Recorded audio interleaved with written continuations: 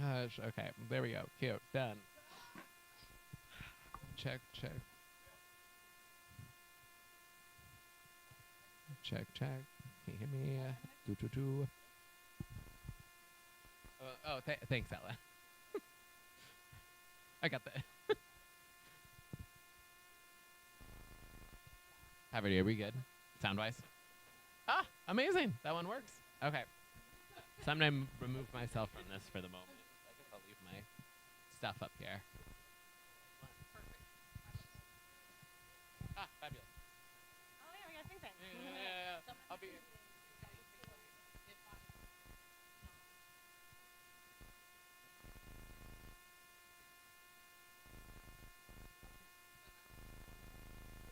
All right. Yeah.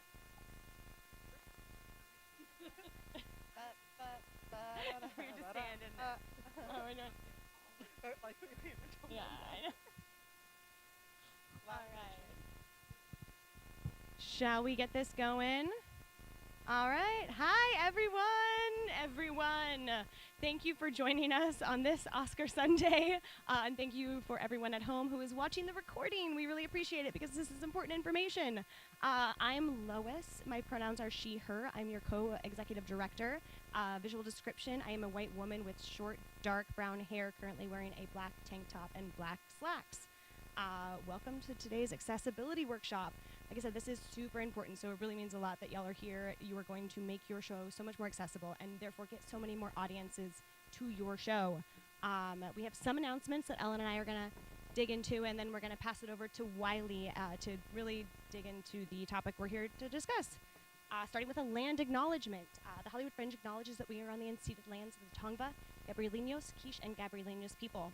Our statement serves as a practice as we commit to furthering our connection to Indigenous communities past, present, and emerging.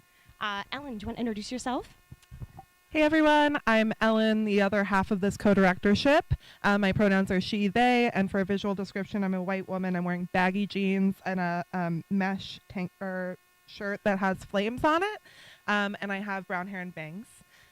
We're so excited to dig in today. We're so excited to have such a amazing team kind of going through today's topics. This is something that we've been working on for the last couple of years to make sure that everybody at the Fringe has the tools to be able to make their shows as accessible as possible. So thank you all so much for being here digitally, in person. It means a lot. This is really important topic so that we can make sure that you're able to sell your ticket to the full spectrum of patrons who are available to come to Fringe. Yes, 100%. And like Ellen said, we are live streaming and recording, so know that everyone is on camera, kind of. And we are going to be on the chat. So if you are watching currently, looking at, where's the camera? Looking at the camera, then we are monitoring to the chat. So ask questions right in there. Hey, come on in. Thank you for joining. So we're going to treat this just like a regular workshop. Seriously, y'all, thank you so much for being here because I know this is kind of a weird Oscar Sunday. Not very many people here. So let's get the energy up. Can we who's excited for Fringe? There it is. That's what I needed. Full disclosure, Ellen and I are jet-lagged, so apologies ahead of time. Whatever happens in this next 10 minutes is beyond our control. So appreciate the energy you're giving to us. Thank you to John and Pam, who's back in the office right now, for hosting us at Thymele. What a beautiful space, fully accessible space. Really happy to be here. And if you are interested in viewing the space, they are offering tours. So pop around to the office when this is over and take a look at the space. This month we have 2 more events coming up. We have on March 18th, 7 to 9 p.m., a web session that is going to be all about site navigation. So basically our web sessions are the digital version of town halls, where we walk you through everything on the website that we're talking through here. So if technology, if the website is a little bit out of your realm of comfort, these are sessions that are going to be really important. That's me. As long as I'm taught and walked it through step by step, I'm good. But if you're just telling me what to do, I'm fucked. So know that if that's something you're uncomfortable with, join me for these web sessions. They're going to be super, super helpful. And then on Tuesday, March 26th, from 7 to 9 p.m., we have workshop number 5, marketing and ticketing. I don't need to tell you how important that is. Marketing and ticketing are a huge chunk of the puzzle, so please come to that. As always, anything you missed or anything you've missed already is available on our YouTube page at Hollywood Fringe. There's also 13 years of workshops and town halls, so if you really want to go on a Fringe deep dive, highly recommend. It's a great like podcast, like hit play and just listen to it as you go about your day. Figure out which one of us had the worst haircuts during which years, because let me tell you, there are different times with different years of haircuts. They were in trend then, and then we'll know that you so please watch them, and we'll really know you watch them if you can tell us that. Oh God, it's so true. I started working with Fringe when I was in my early 20s, so like 10 plus years. There have been some stages. That is going to be a fun deep dive for anyone who wants to go down that rabbit hole. Participant packet. Y'all, we have tons of resources. Obviously, these events and workshops, but there's so much digital information available to you that is literally designed, hours and hours of work over many, many years to help guide you through the Fringe process so that you can have as successful of a journey as possible. Option number one being the participant packet, hollywoodfringe.org/participants. Who here has seen that packet yet? Yes. Okay, perfect. This time next week, I want all those hands to be raised because it really is so valuable. It's 60 pages this year of course, like the how-tos, the like what to do when, and discounts. So if you're printing things, if you need help with marketing or press, discounts for all of those sorts of things in that packet. Highly, highly, highly recommend. The supportal is another one, support.hollywoodfringe.org. That is just article after article. Type in a keyword for anything you could possibly want to know about Fringe, and the article is going to pop up. You can also go, there's an artist resources tab on the top of the Fringe website. That's going to kind of point you toward the most important ones. So highly recommend checking those out. And of course, email support@hollywoodfringe.org, your new best Fringe pal. Anything you need along the journey, we got you. So please use that resource. We want to hear from you and answer your questions. Yes, of course. Support@hollywoodfringe.org is the email, or the supportal is support.hollywoodfringe.org. Fun fact, if you Google anything in the website, like our website is trafficked enough where it'll pop up in Google. Just hit support Hollywood Fringe and it's going to come right up, that kind of thing. Sorry, I know I talk so fast. Okay, important festival day.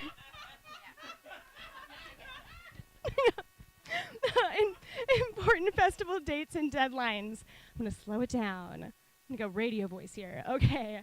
April 15th is your registration deadline. So by April 15th, you need to be registered for the festival and have your venue booked. That's in order to be in the printed guide. Technically, you can register or book your venue after that, but it won't be in print. And why take that away from yourself? Be in print, get all of the value. On April 20th, that is our printed guide ad deadline and proof deadline. And we'll send you tons of emails about this, so don't worry. Just know these dates are coming up and have them on your radar. May 1st. Tickets go on sale. I know that seems so far away, but it's not, right? Just a couple months away. And then June 6th through the 11th, previews. After that, June 12th is our opening night party co-produced by the LGBT Center. We're so excited to be back in that space. That is one day, we were just talking about this before this started, the one day where all of Fringe comes together. There's no shows. It is all about community and celebrating the journey that everyone went on together. After that, the official Hollywood Fringe Festival is June 13th through the 30th, followed by a Monday Awards on July 1st. More information on where that is coming very soon. That's it from me. I'm going to hand it over to Ellen. All right. We don't have many rules at the Fringe, but we do take our code of conduct and community ethos very seriously. If you register as a project, you and your team will be held accountable for your actions as you participate within our festival, as you should in any environment you produce in. The Hollywood Fringe is committed to creating an inclusive environment in support of our participants. The festival is built on a freedom of expression and a lack of censorship, which means we must maintain the utmost respect for one another so we can take risks in a safe place together. The following are not allowed within our community: microaggressions, verbal and physical intimidation, hate speech, harassment, sexual harassment and assault, excessive consumption of alcohol and other legal substances, aggressive behavior. And as you're navigating the festival, be mindful of your intention versus your impact. You remember that you're in a public space, not a private space, and that things that you might joke around with your friends about might not play in a professional environment in the same way. And that's important to note, especially inside of a comedy festival. We're not just a comedy festival, of course, but I know that so many of you guys come from a comedy background and you want to make these big, bold choices. So let's make sure that we're doing that in a respectful way and in a way that makes sure that you're supporting your fellow participants. If a member of the Fringe staff comes to you about a complaint, take it seriously. The code of conduct, if not followed, your time at Fringe might come... if you don't follow our code of conduct, we might be like, sorry, maybe not this year. Because it's so important for us to protect the whole of our festival. You are one of hundreds of productions this year, probably over hundreds, big. So it's important that you make sure that you are taking the time to be in community with each other and to be respectful. Thank you in advance for honoring our code of conduct, and in doing so, showing respect for your community. If you witness or experience any of what we talked about, please report it to any Fringe staff member. We'll be wearing badges around the festival. You'll be able to see us. And as soon as possible, or if you're not on site and you want to just send some information, email conduct@hollywoodfringe.org, and you'll get a response within 72 hours. It's a really important for all of us that you make sure you give this information to your teams as primary producers, so that your teams have that same utmost respect for the community as you do. Yeah, 100%. And no, like we're going to say this over and over again, and it's not to scare you or to be, like mean. It's like we're mama bears about the festival, because this allows you that safe space to really craft your work and to take risks in your work so that you can be the best artist you can be. And we owe that to you. You deserve that in this world. So we want Fringe to always be that place where you can do that. All right. You have 2 months left to book your venue, which is kind of actually kind of less. It's like a month and a half at this point. So in order to participate, you have to do 3 things. You have to register, boom. You have to book a venue, boom. And you have to make sure that I guess you have to create your project first. So I guess there's 3 things. But really it's 2 things. You have to register and you have to book your venue. You book your venue within the Fringe Zone. Our Fringe Zone is on the site and you can look through it. But for anybody listening in here that's like, where is that? It's about north, it's about Franklin. South, it's a block or so south of Melrose. To the east, what is the east? Normandy, I believe. Normandy, and then Fairfax on the west. So that's the whole. It's like road. It's one. It's like It's weird. It's a little bit weird, but those are basically what it is. We have all of these amazing venues who work with Fringe every year, though. If you're like, I don't want to just find a random venue, I want a Fringe venue. Go to hollywoodfringe.org/venues, and you'll be able to search by all of the different requirements that you might have. Seating styles, accessibility, different, anything that you might see. Please come on in. If you have already booked your venue, know that your venue will add performances to the website. Be patient with them. Many of you guys, some of our venues have 100+ shows in their venue alone.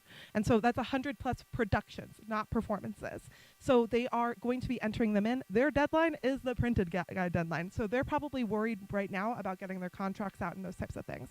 Don't worry. Before tickets go on sale, they'll all be in there because they have to be for the guide. So we will work with them. So you don't have to worry about it. It will happen. I know that everybody's like, my dates. Don't worry.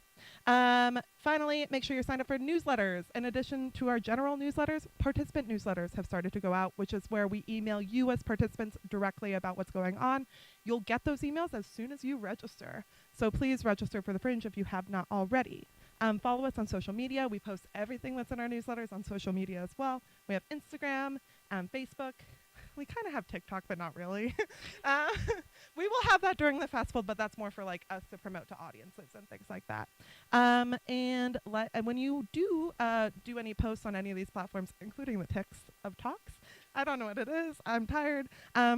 Use hashtag HFF24. And that's like a great way for us to all be able to post on the same feeds and be able to interact with each other. I'll say it again. Participant packet, so fucking important. It is so big, and every question that you ask us is in there. I promise you. So go to www.hollywoodfringe.org/participants with an S, and make sure that you're reading that. What is it? The Holy Grail of Fringe is what we called it. Okay, great. And as always, email support at Hollywood Fringe with any questions as you move along. We're here to support you. Before I announce Wiley to come on up here, this is a really important workshop for us all to be here with, because it's so important that we are all adapting as the theater industry moves on. And I think that what has been really interesting over the last 5 years, we started our accessibility journey here at Fringe in 2018, and we had nothing. We had nothing other than maybe you could put it on your project page that this was like, oh, my show has wheelchair accessibility. But really what we're talking about here is more than just wheelchair accessibility, more than just having interpreters. It's really about creating a culture within your ticketing system that makes it so when somebody goes to see your show, they know what to expect.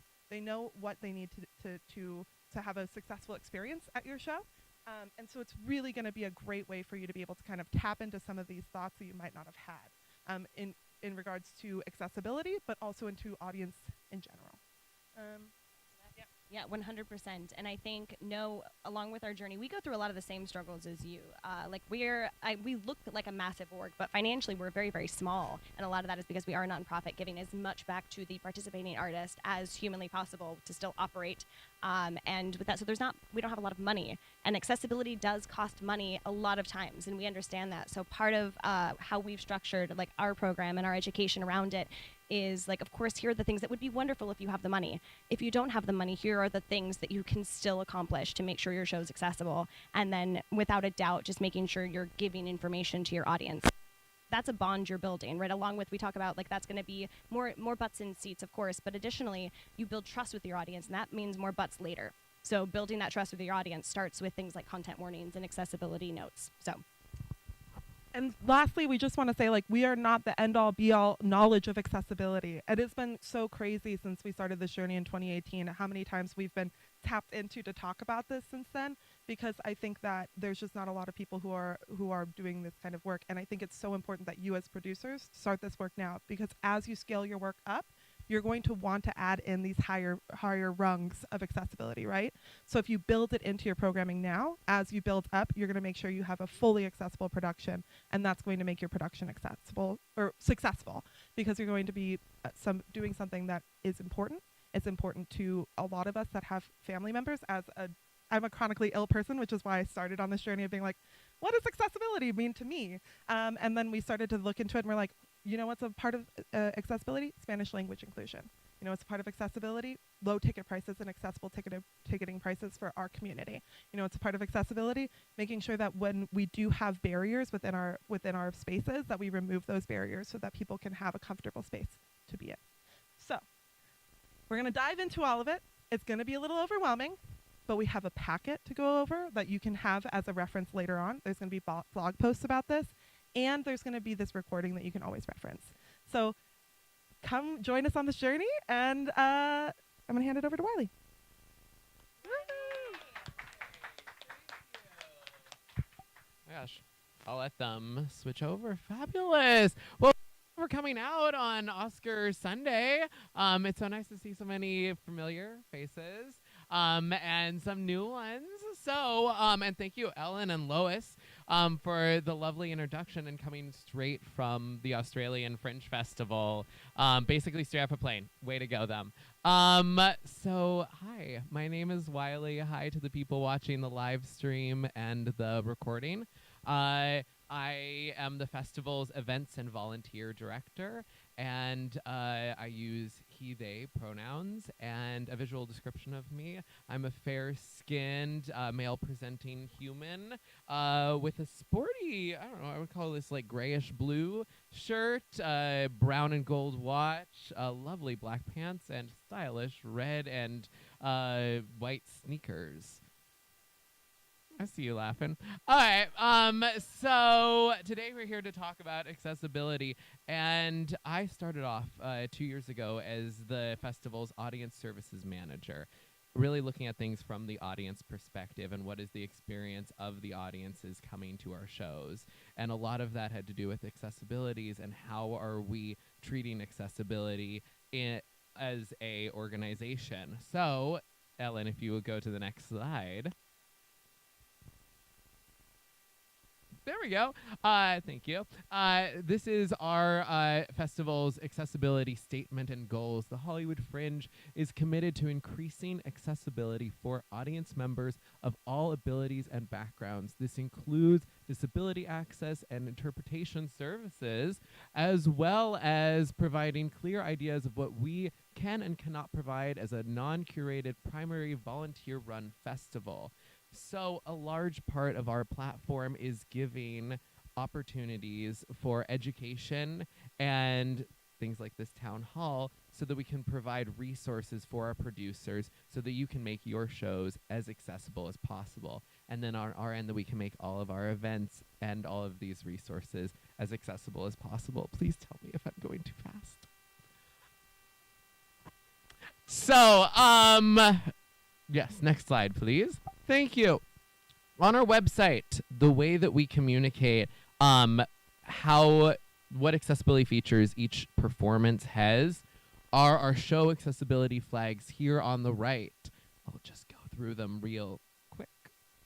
Relaxed environment / sensory friendly, live ASL, that's American Sign Language, interpreters performances, captioning available, primarily visual performance, primarily sound performance, audio descriptions available, mask required during performance, proof of COVID-19 vaccination required, flashing lights, smoke / haze, sensory advisory, offering tactile preview tours, priority early access seating. Ooh! Sorry, I got loud. So those are all the ones that you as producers have the ability to control. We're going to break down what each of those means and how you can apply them to your production. And then on the right, these are, I said on the right earlier, that's your left. Okay. On your right, those are the venue accessibility flags. These are the ones that your venue has already selected based on what they're able to provide. If you are bringing your own venue, which is one of our options, then you will be able to select these as well. So for those include size-inclusive seating, on-site ADA-compliant restrooms, wheelchair-accessible seating, and assisted listening devices available. So, Ellen, if you could take us to the next slide, which I believe is definitions. Nope, it is not. It is how to add accessibility features to your show's project page. So, this is probably a good time for us to do a little demonstration of this instead of me just reading through this. So, Ellen, if you would, yes, we have our event that we created for today. You can see that it's the same as an event that you would create for your project page. Yes. So you go over to your admin tab if you're logged in as the primary producer or any admin producer on the project, and you go over to performances. Now, you'll notice that we have two performances of this. We have today's performance, and then we set up a little fake one for tomorrow, just so you can see that you will have to do this for each performance. If you click on the little edit button and scroll all the way down to the bottom, you will see on the right here, accessibility, and you can select whichever apply to your performances. Some of them, like if you have smoke or haze or flashing lights, pretty much a guarantee that that's going to happen at every performance. Versus if there's one like ASL interpretation. You may only have the budget or the resources to provide that for one performance. So you would just select the one performance of that. Beautiful. Ellen, if you would scroll up to the top, the one other thing I want to make a note of while we're here is if you go to edit. Oh, we're updating the. Beautiful. And then go over to edit. And then scroll down. The one other accessibility feature here is, where is it? The thing that says accessibility. We have content warning, multilingual performance, and performance in Spanish. So these ones are for your entire project. Because again, if you have a content warning, which most shows should have, then that will be on your project, not on an individual performance. Same with if it's a multilingual performance or if it's in a performance in Spanish. Beautiful. You can take us back to our slides, Ellen. Thank you.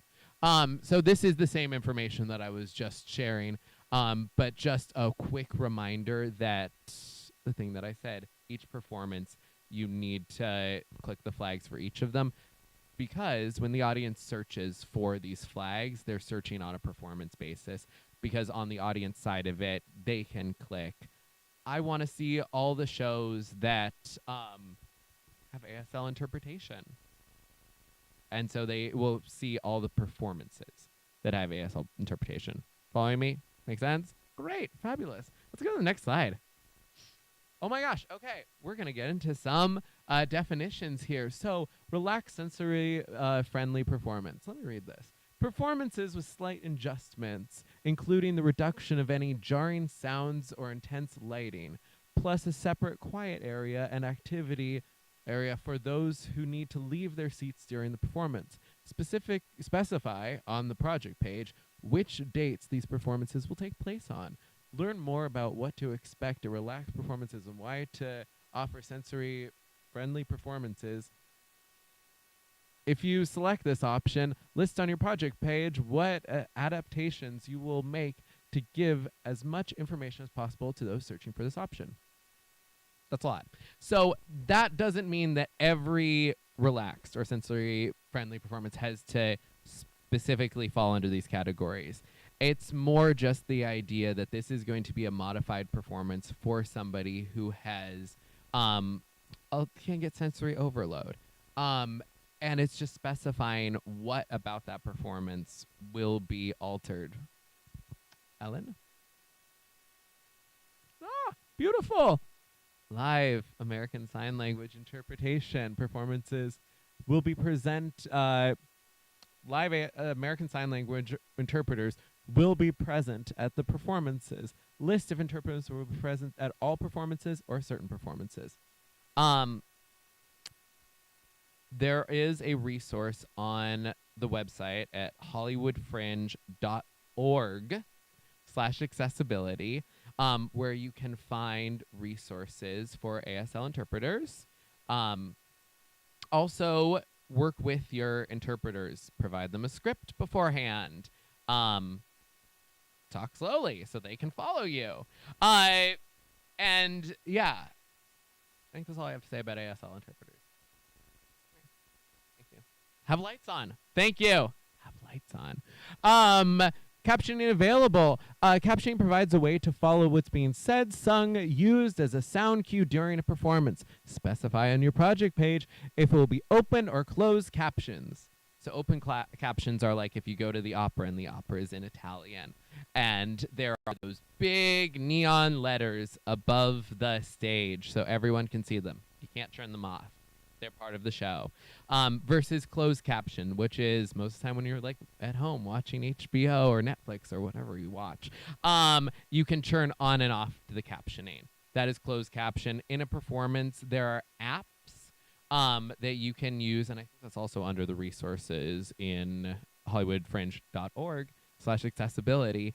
There are apps that you can use that will provide captioning for performances if people want to have that. Make sure, if you choose to do that, that your performers, box office staff, tech people know that there may be people in the audience who are using a captioning app at that performance.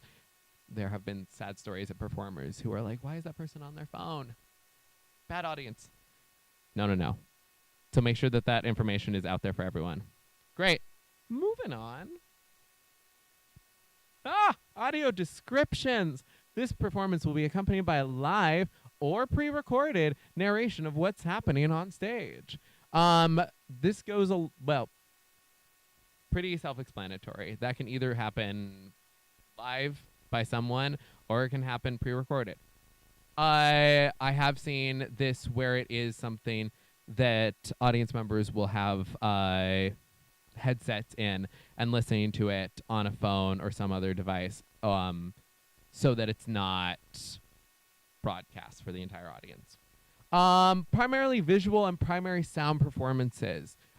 These are productions that either maintain mostly visuals, like for instance, a lot of our clown shows are highly visual performances, unless they use rely heavily on sound elements. Most of those classify under a primarily visual performance. We also have performances that I want to say seen, but that's not true because I've heard them and experienced them that way, that are primarily sound-based performances. And these are some things that certain audience members will look for, so I highly encourage you on your project page to check those boxes. Ellen, if we can go to the next slide here. We're there. Beautiful. Sensory advisory. This is a show that utilizes sudden sounds, loud music, or other elements that may overwhelm someone with sensory sensitivities.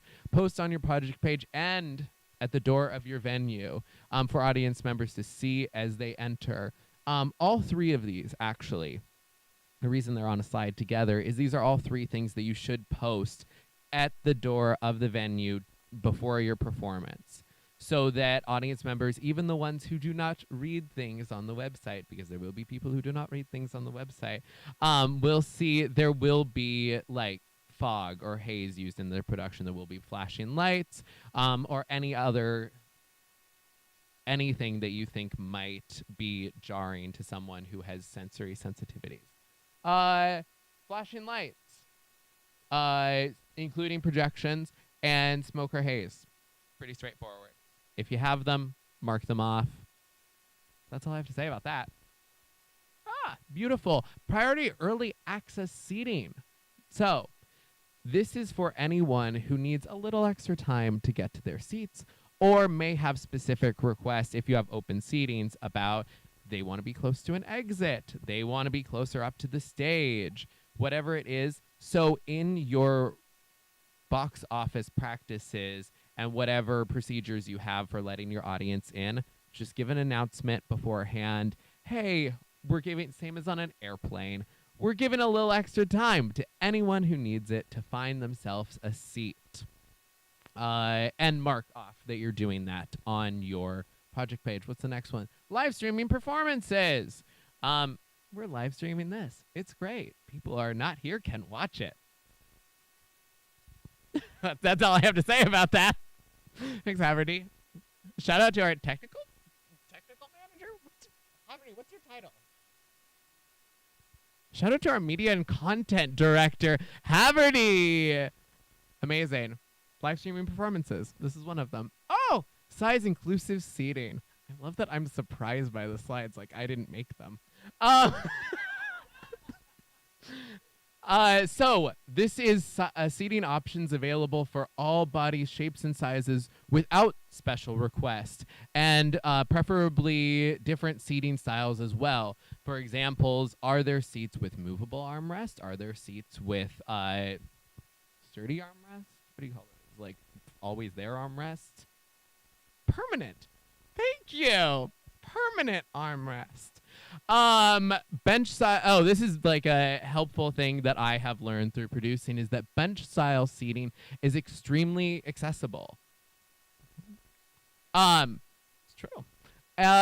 Communicate with your venue to amount of leg room, distance between seats, with depth of seats, if that's available on your project page. A lot of the venues already have this information, but if you do want to go above and beyond, go to your venue and get a tape measure and do this work. It is always help, and it will. There are a lot of people who just having this information beforehand will make them feel more comfortable when coming into your performance, and that's really what the goal is here, is that we're trying to make more people comfortable so that more people can experience the art that you're creating without boundaries. What else did I have to say here? Oh yeah, just make them knowledgeable before they come to your performance. There's also, I'll talk about this a depth later, but there is options for them to say, hey, I have a certain request for a certain style or type of seating. And if you're able to, you can accommodate that.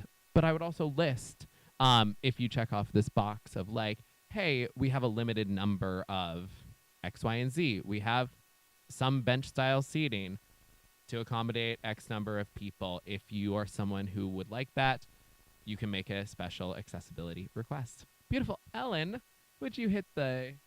Oh, amazing. Thank you, Ellen. So these are moving into our venues, accessibility.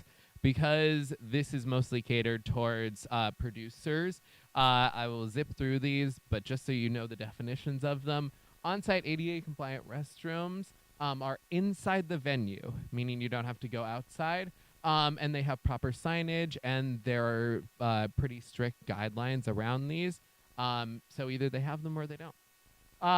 Wheelchair accessible seating, pretty self-explanatory. Assisted listening devices available. Many of the venues do have accessible or assisted listening devices available. But you may have to inquire about what that system is. and mainly talk with your box office staff. If they are available, how do they used? Where are they stored? If someone comes along and this box is checked under your venue, know how to get these and how to make them work. Beautiful. Next slide, Ellen. Accessibility checklist. Okay, listen, we made it nice and easy. There is a four-step checklist that you can complete to make your show as accessible as possible. And it starts with step number 1, selecting the accessibility flags that apply to your production. If you've been following along at home, you've probably already done this while I was talking so in depth about all of them. Congratulations. And if you're here, go home and do this. Many of those are simple powers. Oh, I'm just. So think about what you can incorporate into your performance. And part of Fringe is we know you don't have a huge budget for your show. That's not the point. A lot of these can be done on a low budget, and it's just about thinking about protocols and procedures that you can incorporate into your practices. So that's step number 1. Check. Yay, you did it. Ellen, they're ready for step 2. Oh, in addition to maintaining the accuracy of your accessibility flags on your project page, we encourage you to provide more detailed accessibility information on your project page. I said project page 2 times in that sentence. Thank you. I'm here all night. Well, till 9 o'clock, until Kimmel's done. I don't know what time he finishes. So yes, more details in your description. Abundance of details. Make people overly comfortable knowing what to expect when it comes to the accessibility of your show, so that they can show up and just pay attention to the content of your show and not worry about, will I be welcome here? Will I be physically welcomed here? Will I be welcomed in every sense here? So yeah, as much information as you can provide in the body of that description in your project page, people will love it. I mean, I'm one of those people. I love it. Talk about, like, how do we get into the building? Where do I look for a person? I show up to a the Broadwater, and I don't know what door to go in. That stresses me out. Suddenly I'm stressed out and not, like, listening to the words coming out. I was like, oh, that was so stressful. I had to figure out, like, which door to go into. So yeah, abundance of details. Communicate, communicate, communicate. So that moves us on to step number 3 and 4. Communicate your venue's accessibility flags. Just make sure that they are up to date. The venues, again, are dealing with a lot of people and a lot of producers. So they probably already have updated everything. But if you walked through and you're like, oh, something's different than what's advertised, and maybe this venue is more accessible than they're letting on, then ask questions. Let them know. And if you are bringing your own venue, then contact us at support@hollywoodfringe.org and ask us, hey, does my venue fit into any of these accessibility flags on the venue side? Finally, sorry, I shouted again. Finally, the 4th step is ensure that your actors, any type of performers, box office, and production crew know your show's accessibility plan for your audience members, as well as what they can expect. Everything that I've talked about here also applies to how you run your rehearsals, how you run your production meetings. All of those things, I'm sure that your crew, your team, they think that this is valuable information just as much as your audience members. And another thing is, all of this work goes to waste if your friend who's helping you out with the box office has no clue that you have assisted listening devices. And so someone shows up and they want help on that, and you're busy getting ready for your show. So make sure that everyone in the building knows the plan for all of this, and they know what to expect. Ellen, merci beaucoup. So this moves on to content warning. So, a content warning. This was one that was in the project description that you can edit. Thanks, Lois, for the thumbs up. I need that validation in my life. So, what is a content warning? Well, let's read. A content warning warns audience. Wait. A warning audience can view on your project page prior to purchasing tickets. That's important. Prior to purchasing tickets, stating if the production will contain potentially triggering / harmful content. Content warnings play an important role in ensuring your audiences feel safe / prepared and has the choice to protect themselves from the discussion or portrayal of potentially harmful topics. Okay, so, it changed. Okay, yes. No, it's good. It's good. So, yes, we don't want your audiences walking into a space and being so distracted by the content that they can't engage, and that means that it might be content that's potentially triggering to them, and we'll talk about what that might be. Actually, let's skip forward to that one for a second, then we can go back. So, some examples of topics in your show that might require a content warning is the mention or portrayal of rape or sexual assault, abuse that it can include physical, mental, verbal, sexual, self-harm, suicide, violence, death and or dying, pregnancy and or childbirth, miscarriage and or abortion, blood, hold on, there's more, torture, jump scares, mental illness, eating disorders, or diet culture, any kind of discrimination and or bigotry that can include, but is not limited to, racism, homophobia, transphobia, sexism, ableism, anti-Semitism, Islamophobia, and also drug, alcohol, substance abuse, police brutality, and faked, mimed, or really any reference to gun or weapon use. Beautiful. We can go back 2 slides now, I think. Oh, beautiful. So any of this stuff, we require that your audience consents to being part of this dialogue with. This is oddly enough a newer conversation that is being had in theater spaces in general, and one that we as a festival feel it's a pillar of what we do in our work. So we want audiences to engage with your show. We're not asking you to give out a full description of everything that will happen in your show, obviously, but we do think that it is important that if these type of topics come up, that is something your audiences can be made aware of before they step foot into the theater so that they can prepare themselves to engage with that material more fully. So how do you do this, you ask? Well, I showed you already, so pay attention, but I'll tell you again. Step 1 is you select content warning flag on your project page. It is when you click the edit. Scroll over again, Ellen. Why not? We're here. Scroll down to edit. Yeah, it's right there. Oh my gosh. Well, we didn't do one, so uncheck that box. I don't know. Do we? Well, I don't think we really, whatever.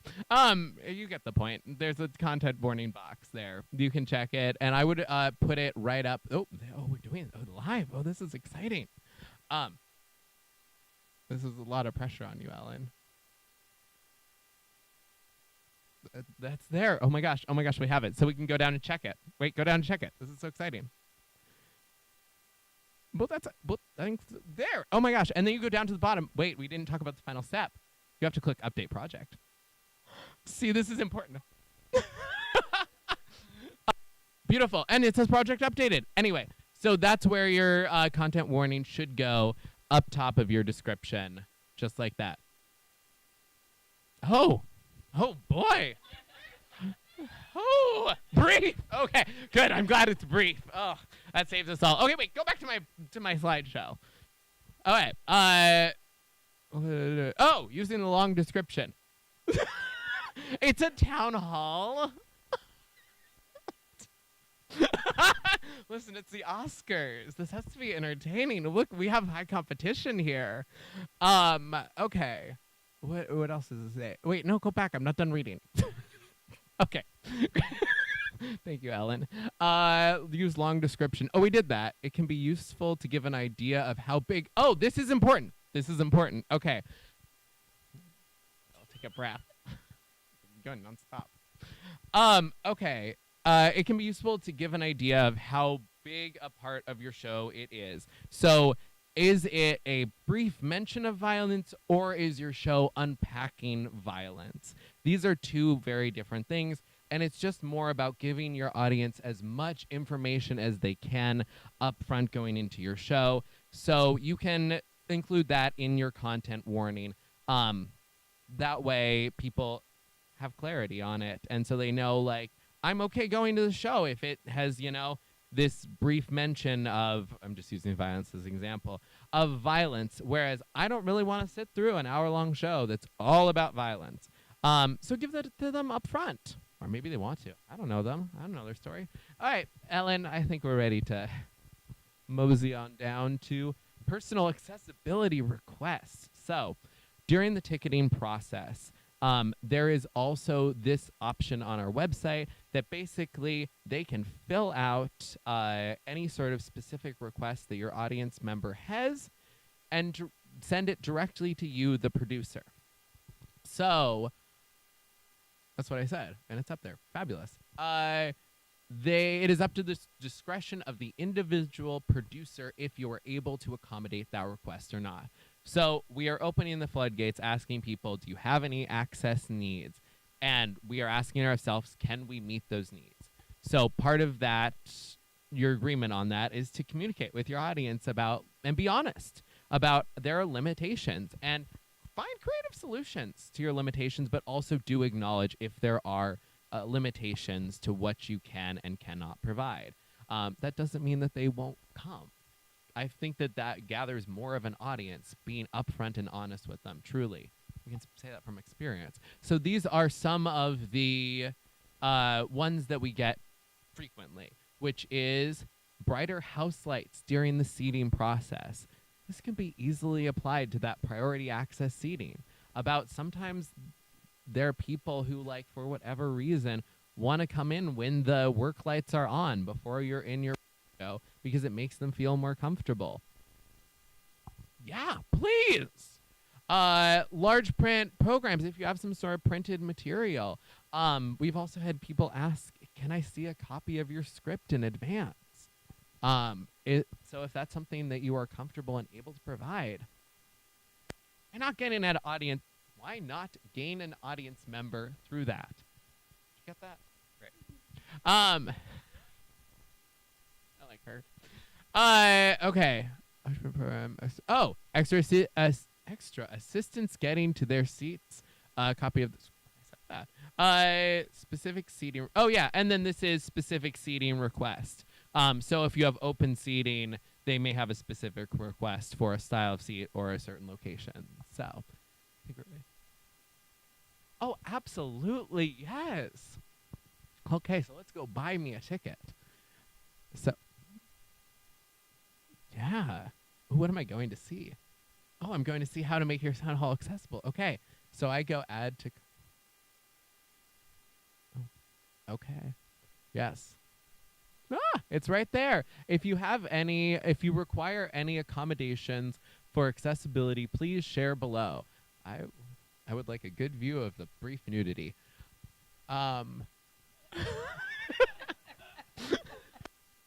So, beautiful. So now this will go to whichever. Oh my gosh, yes.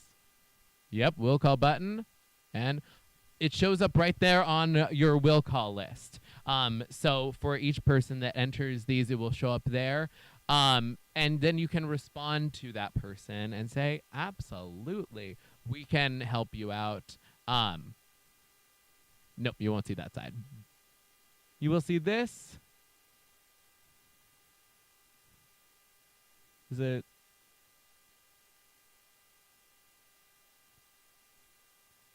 We'll go from. Oh no, it won't be from ad. Wait, no, it would be from the. Yeah, but I don't think I'm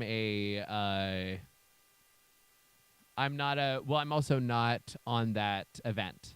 I don't think this is going to work because I'm not a producer on that event. So I don't think I can see the message patrons and then performances.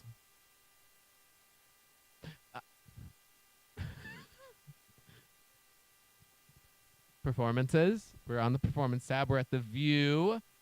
And then message patrons.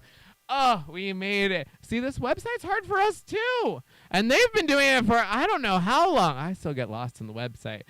Which you know is great for I was just about to plug the web session. Go to the web sessions, seriously. Also, support at hollywoodfringe.org. Your best friend. Yes.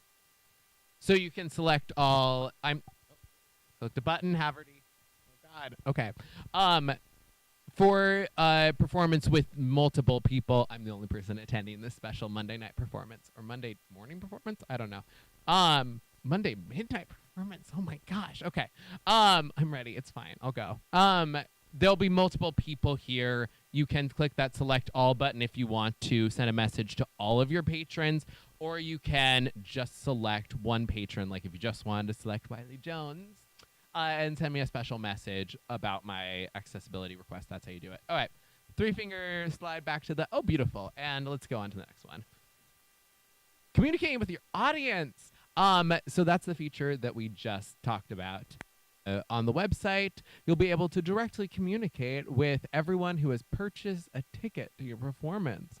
It is your responsibility to keep them updated if changes happen that affect the accessibility of that performance. We here at the festival recommend that 24 hours before your performance, send out an email to your audience reminding them of your show's accessibility information.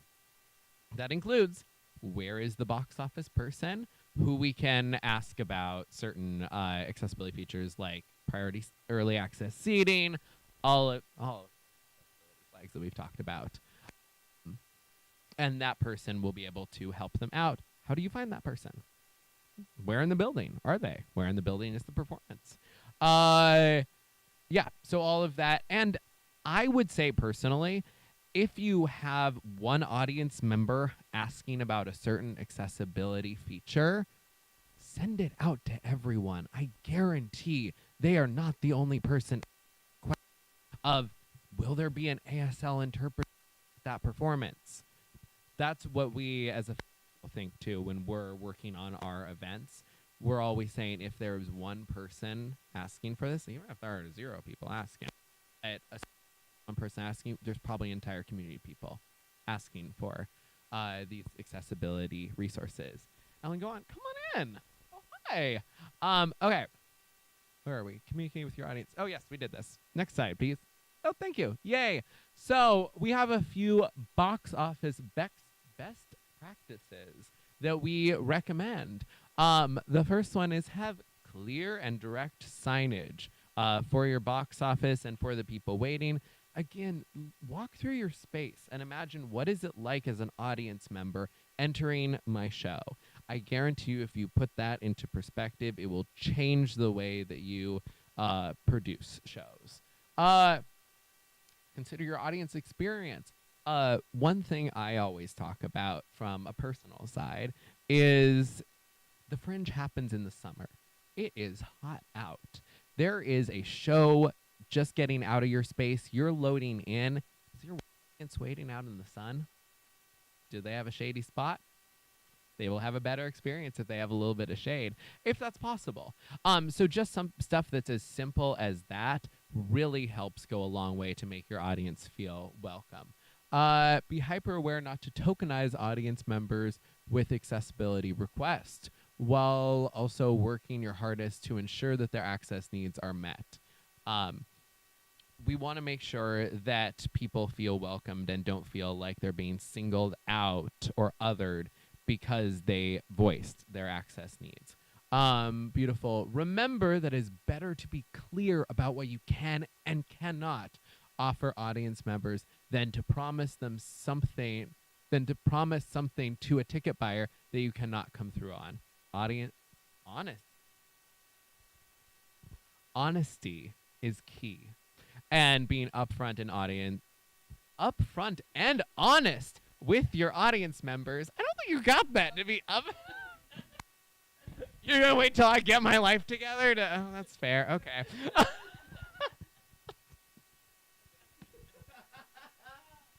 It is better to be upfront and honest with your audience members, because then you will have returning audience members.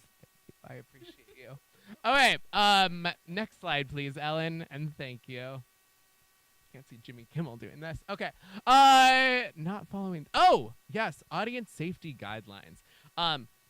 We're a non-curated festival. Any story that you want to tell, we want to support and uplift that story. So there are very few things besides like our code of conduct and adhering to that we as a festival are like, no. These are a few of them for just for the pure safety of our audience. Only non-firing guns replicas are permitted for use in Hollywood Fringe shows. Those are fake guns or any type of weapons. And they should never be pointed in the direction of audience members. You want your audience members to feel safe in these shows. And they are not part of the action. They are an audience member. So take care of your audience members in that way. Any physical interaction must be consented to both in rehearsals and performances. Audience members should have the ability to engage or opt out of any interaction. This is especially important in immersive work. And yeah, consent is key both between performers and when you're engaging with your audience members. Next slide, please. Thank you.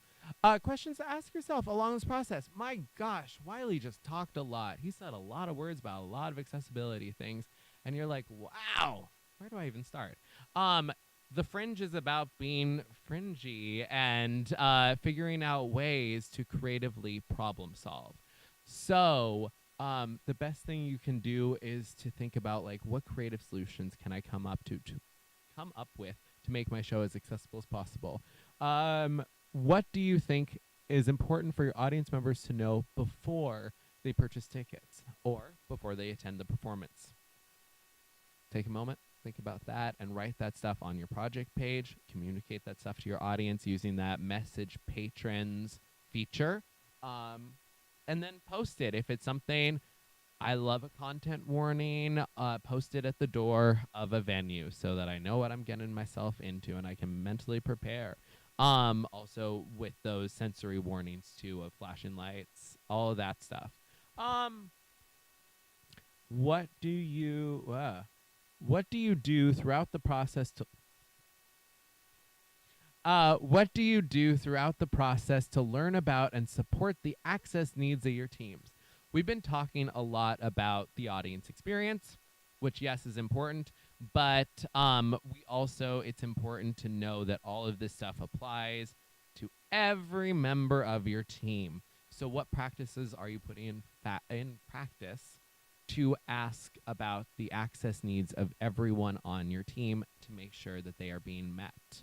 And that doesn't mean that they have to like stand up and go like, this is my access need. Like, are you providing them safe spaces where they can come to you if you are the primary producer to communicate those access needs?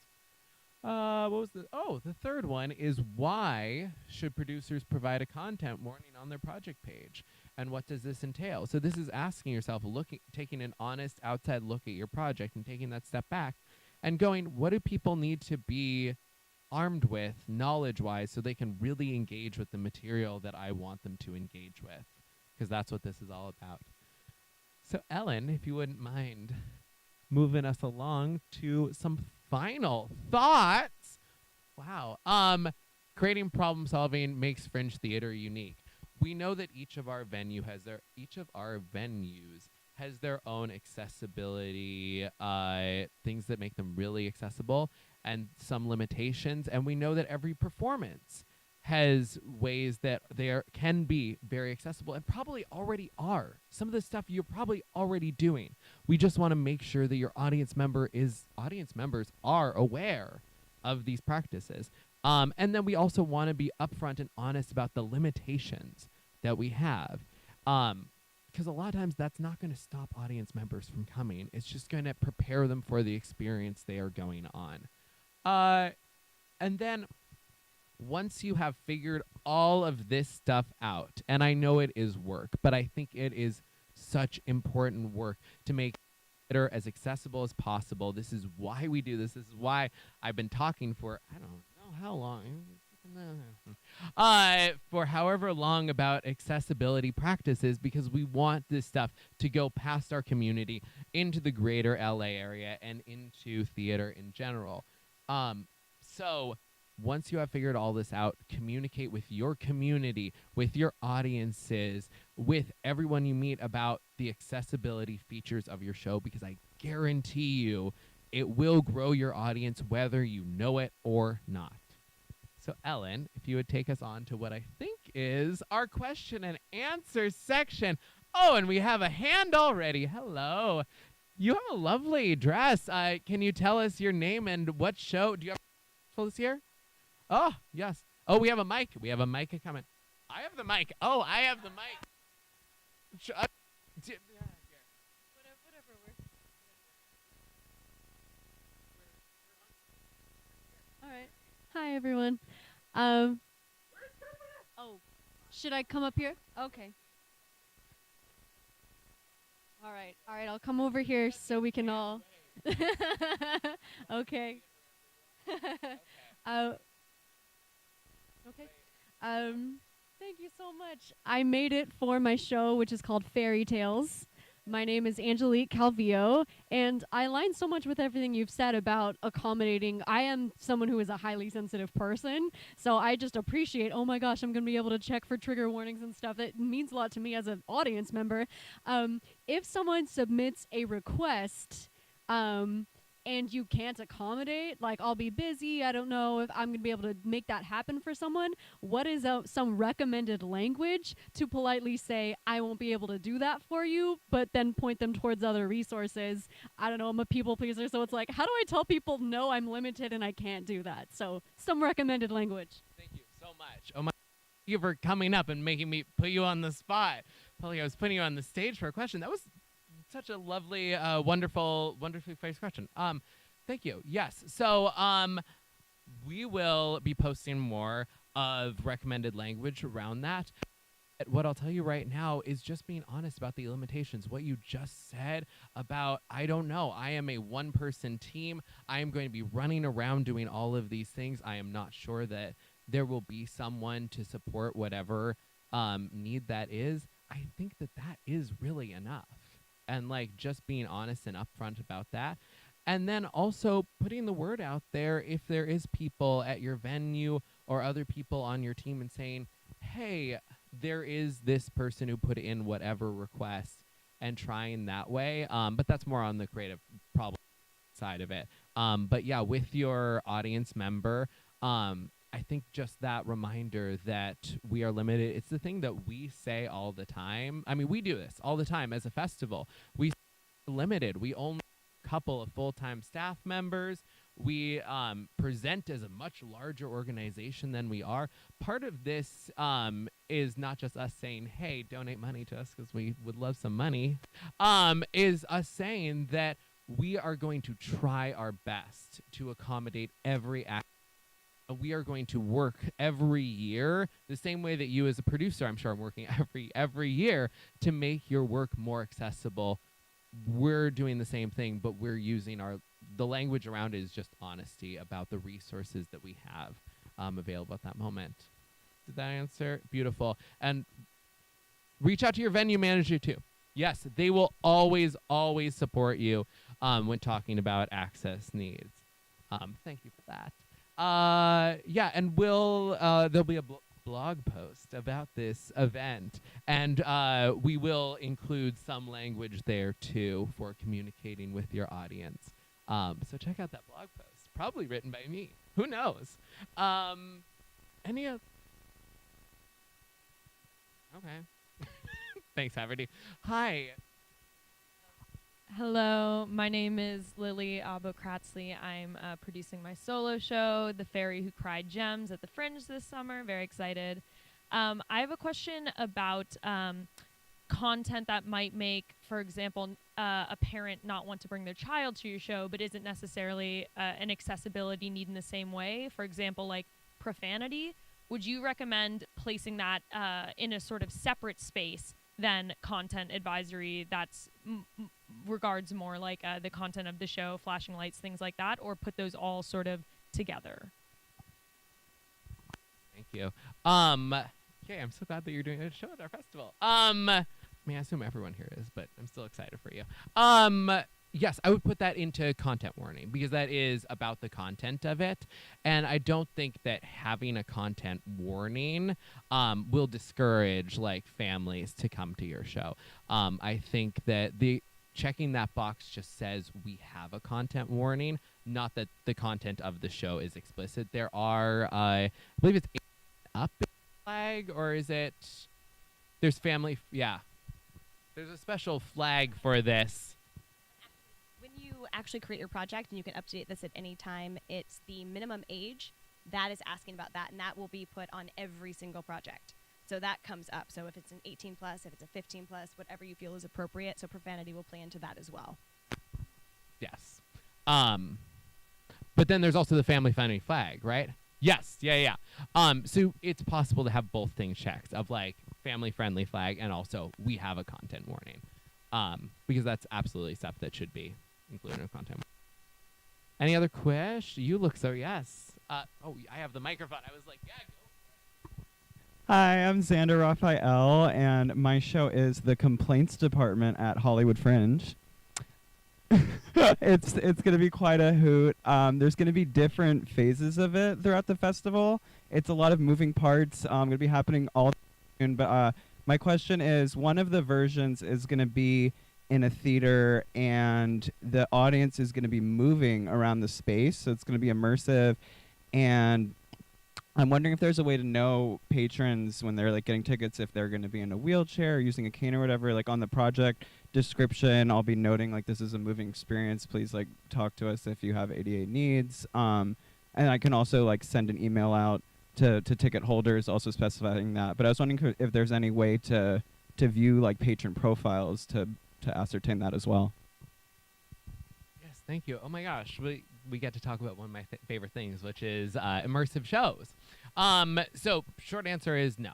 That information won't come up unless the patron provides it, which you're already doing the work, which is putting it on your project description and saying, hey, it will help the experience if we are aware of this.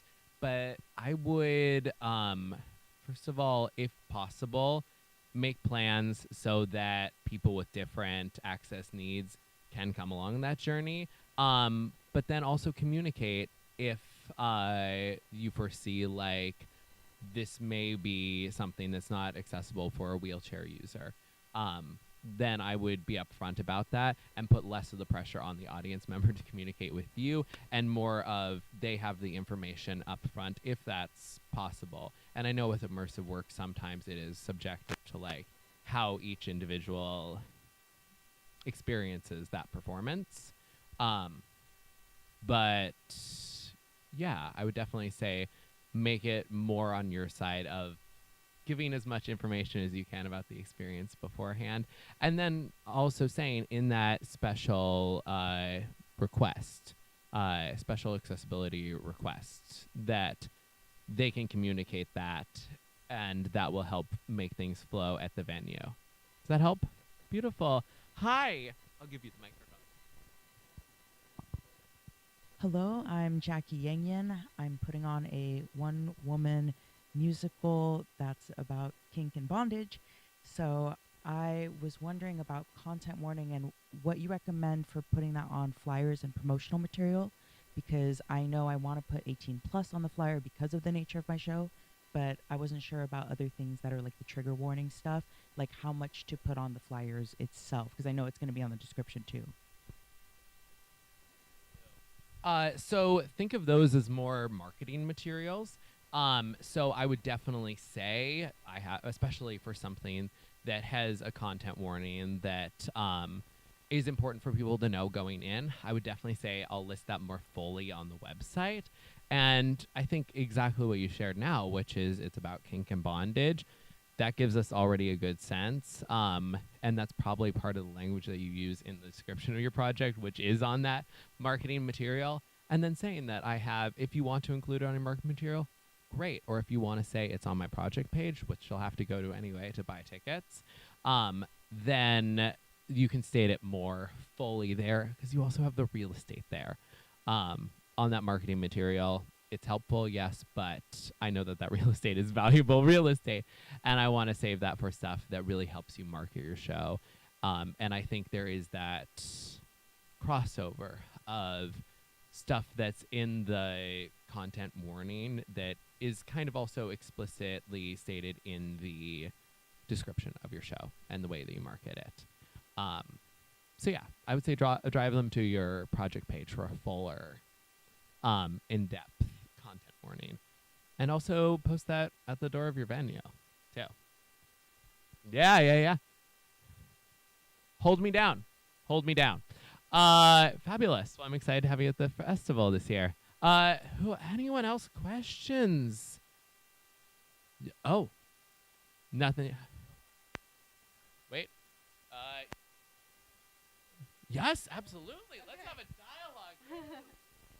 dialogue. I was gonna say for Xander's question that a thing like that's an option to do is like before you start your show, like maybe like 5 minutes before or at your box office, indicating if you have accessibility issues to let us know at the box office so that we can make sure your starting seat is in a seat that doesn't require you to move as much so that they're able to be seated. So like, for example, if it's a show where there's a lot of movement, like benches and accessibility, having benches on the sides of your space so that it's easy for people to move around and be able to sit and stand up, but then there's benches on the side so that you're also kind of getting like a little bit more of an open view of the space and able to see like the layer levels and the dynamics.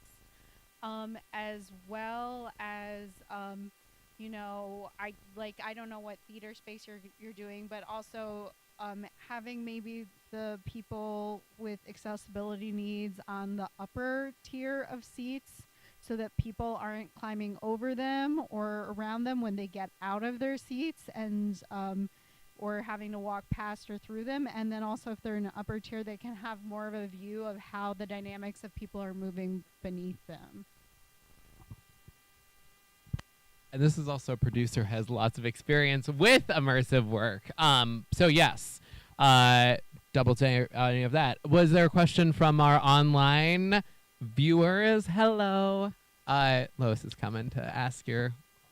Yes. Hi. All right. From Sam, Solo Show Sam, are there any guidelines on how to categorize recommended age groups for your show? For example, my show has swear words, but not any explicit or content-related profanity. She says she knows it was touched on, but would love any additional tips. Yeah. I think for this one, I know because it gets messy, right? With content warnings, you can go from A to Z, and the key is just to be as honest as possible. So I would say, like, obviously put in family friendly if it truly is family friendly. But I'm going to say if you're swearing every fifth word, it's not because, and I mean, and talk like for majority of parents, right? It depends on the family certainly, but I think kind of consider the overall when it comes to that family friendly, because the worst case scenario with family friendly, and we get it all the time because we'll hear about it from support. This was not family friendly. I took my 7-year-old to this, and now I'm dealing with preschool, you know, whatever. 7-year-olds don't go to preschool. You get what I'm saying. But so you just want to think about the broad spectrum when it comes to family friendly. However, you can say family friendly with, you know, minimal swear words, and you can even list examples on the project page because the 7-year-old is not looking at the project page. So if it comes to like you really wanting something to be family friendly but not wanting to anger parents, put all the information in there. There's no minimum on the long descriptions. You can go crazy. Maybe you put the important content warnings right above where we showed you, and then do a little parentheses, details below, and have like maybe a paragraph if you're really worried about something as specific as like swearing, but it's still being family friendly. That's my thought. Beautiful. Thank you, Lois. And thanks, Sam, for asking the question. Yeah, and definitely you can get more in depth on your description of what age recommendations you have for the show itself. Are there any other questions that we have here at this time? Lois, anything else on our virtual end? Okay, fabulous. Do you have closing announcement? Am I closing this out? Do you have? I mean, yeah. This is. It's been such a pleasure talking with y'all about accessibility at the festival today and what you can do for your shows. And we are so excited that you are here, that you showed up for this, that you sat through the live stream, or that you watched the recording of the. I can't even see where the camera is. Hi, there you are. Hi. There 2 cameras. Look at this setup, content and media director. So what was I saying? Oh, yes. So we're so happy that you're doing this work. And please, please, please, if you have questions along the way, reach out to us, reach out to your venues, communicate with your audiences. The goal is that theater in LA can and should be and will be as accessible as we can possibly make it. It's been joy talking to you. I'm going to send us off with Ellen and Lois for some final thoughts. And I'm going to go look up and see if Barbie won an Oscar. Thank you, Wiley. And I'm going to shout out Wiley here. Thank you, Wiley, who has been instrumental in really pushing the festival in this direction. We hired Wiley just a couple of years ago when we had all of these ideas, but not nearly enough staff capacity to actually make it happen. So Wiley has been instrumental in really pushing to make sure that things that we have on our wish list happen. So thank you, Wiley. Yeah. And thank you all for being here. We keep saying it. We're going to continue to say it. This is important. And I'm so glad because we make light of it and we try to have fun during these workshops. But that's what sticks, right? And I think it is important to not be scared of this content, to understand the importance and the value. And I mean, it is necessary to bring our community together, right? We all should be able to experience theater. And these are the steps that are going to allow everyone to do so. So they are so important, but they don't have to be scary. So I'm glad we're able to have fun and be people in the space and not be scared of the topics that we're discussing, because then they're going to actually happen, right? When they're scary and they don't feel doable, we slowly, step away from them and kind of pretend they don't exist. But I think it's important to embrace them and enjoy the process and create fucking theater for everybody. Last couple of announcements. Make sure that you are going to hollywoodfringe.org/events for our full list of events that are coming up. We're going to be having, of course, our office hours starting at the end of this month weekly, where you're going to be able to come in person, check in with Fringe staff. Lois and I are at almost every single one, as well as our other staff members. We always have at least 2 staff members on site to be able to answer questions and make sure that y'all have that support in person. You know that you have that time where you can talk to your other producers and be like, what are you working on? I don't know. What are you working on? And make sure that you're all on the same level, being able to be producing as a cohort. So please come to office hours, come to more events, and keep showing up. It's awesome. Bye.